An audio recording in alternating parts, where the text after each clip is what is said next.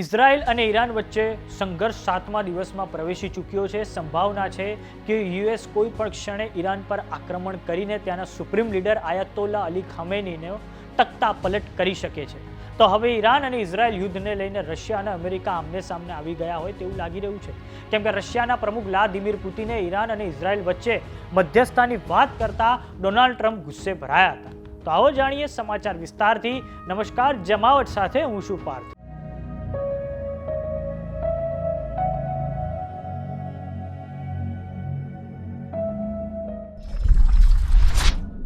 Israel અને Iran વચ્ચેનું યુદ્ધ એક અલગ ચરમસીમાએ પહોંચ્યું છે. બેઉ તરફથી જોરદાર હુમલાઓ ચાલુ જ છે. ઈરાને ઇઝરાયલ પર બેલેસ્ટિક મિસાઇલોથી હુમલો કર્યો છે. તેની સામે ઇઝરાયલની આયર્ન ડોમ સિસ્ટમ પણ ખોખલી સાબિત થઈ છે. તો આ તરફ ઇઝરાયલે ઈરાનના પરમાણુ મથકો પર હુમલો કર્યો છે. હવે ઇઝરાયલના રક્ષા મંત્રી કાટ્સે ઈરાનના સુપ્રીમ લીડર આયતોલ્લા ખામેનીને ઉખાડી ફેંકવાની ચીમકી ઉચ્ચારી છે. તો આ તરફ થોડાક સમય પહેલા રશિયાના પ્રમુખ વ્લાદિમીર પુતિને આ યુદ્ધને સમાપ્ત કરવા માટે મધ્યસ્થતા કરવાની વાત કરી હતી, જે અંતર્ગત તેમણે કહ્યું છે કે મોસ્કો એક એવી સમજૂતી પર વાતચીત કરવામાં મદદ કરી શકે છે જેનાથી ઈરાનને શાંતિપૂર્ણ રીતે ન્યુક્લિયર કાર્યક્રમ આગળ વધારવાની અનુમતિ આપવામાં આવે, સાથે જ ઇઝરાયલની સુરક્ષાથી જોડાયેલી ચિંતાઓને પણ દૂર કરી શકાય. જ્યારે વ્લાદિમીર પુતિનને ઈરાનના સુપ્રીમ લીડર આયતોલ્લા ખામેની વિશે પૂછવામાં આવ્યું ત્યારે પુતિને એવું કહ્યું કે મેં ખામેનીની હત્યાની સંભાવનાઓ વિશે સાંભળ્યું છે, પરંતુ અમે તેની ચર્ચા નથી કરવા માંગતા. અમે જોઈ રહ્યા છીએ કે જે ઈરાનમાં ઇન્ટરનલ પોલિટિકલ પ્રોસેસની જટિલતાઓ પછી પણ ત્યાંના લોકો રાજનૈતિક નેતૃત્વ સાથે એકજૂટ છે. બધા જ પક્ષકારોએ દુશ્મની સમાપ્ત કરવા માટે એક એવા રસ્તાની ખોજ કરવી જોઈએ જેનાથી ઈરાનમાં શાંતિપૂર્ણ પરમાણુ કાર્યક્રમનો અધિકાર અને ઇઝરાયલના યહૂદી રાજ્યની વગર શરતે સુરક્ષાને સુનિશ્ચિત કરવામાં આવે.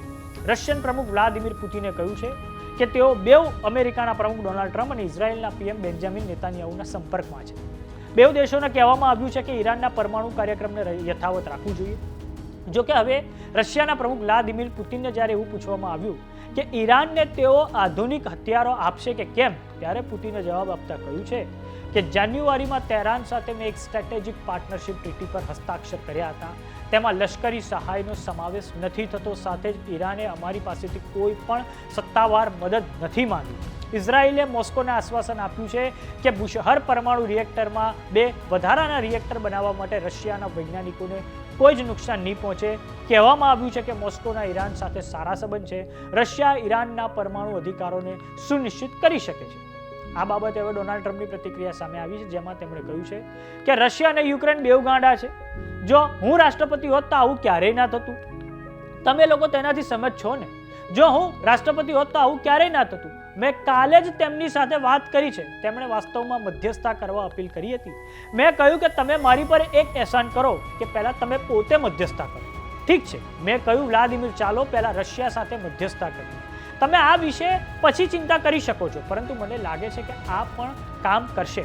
પરંતુ બહુ જ લોકો માર્યા ગયા છે, સાથે જ રિપોર્ટ કરેલા લોકો કરતાં પણ વધારે લોકો માર્યા ગયા છે, જેમ કે યુક્રેનમાં લોકો એક ઇમારત પડવાથી માર્યા ગયા. અહીં ડોનાલ્ડ ટ્રમ્પ કહી રહ્યા છે કે પુતિન પહેલા રશિયા યુક્રેન યુદ્ધમાં મધ્યસ્થતા કરે, પછી ઈરાન અને ઇઝરાયલની ચિંતા કરે.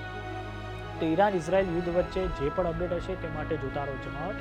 તમારું શું માનવું છે કે ઈરાનમાં અમેરિકાએ પ્રવેશ કરવો જોઈએ કે નહીં? તમારું એ વિશે શું તમારો પોઈન્ટ ઓફ વ્યૂ છે અમને કોમેન્ટ બોક્સમાં લખીને જરૂર જણાવો. જો તમે અમને યુટ્યુબ પર જોઈ રહ્યા તો સબસ્ક્રાઇબ કરો. જો તમે અમને ઇન્સ્ટાગ્રામ અને ફેસબુક પર જોઈ રહ્યા તો ફોલો કરો. નમસ્કાર.